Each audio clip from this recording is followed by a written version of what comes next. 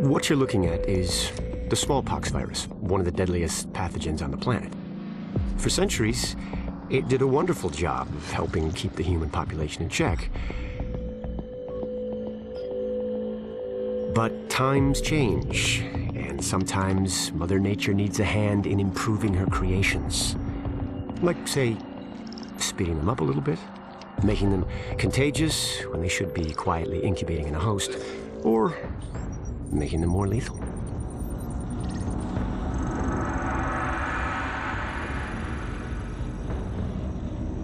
I didn't come up with the approach on my own. My friend Vitaly is one of the pioneers in the field, and the idea has been around for years. Genome as data. You see, once we digitized DNA, we made it infinitely mutable. We could do 1,000 virtual variations in the time it used to take to grow a one-lab-grade generation of pathogens. And we could pick the best, most lethal combinations and make them real. That's how you make a killer virus, you see. Mix in genetic code from other diseases, and you move the sliders all the way up on lethality and virulence. The goal was a 90% mortality rate.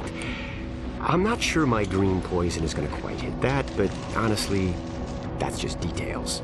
As long as most of humanity goes, the Earth stands a fighting chance. Technically, technology is what's killing the planet. But that's not really the case. It's the greed that drives the technology. But a funny thing happened on the way to $100 genome maps and 3D printed plastic toys. Someone figured out those technologies could be repurposed, modified for the greater good. Me. Now, my virus is going to do what nature's always done. Decide who lives and who dies. And if nature decides I die, then I die. If nothing else, I'll have a lot of company.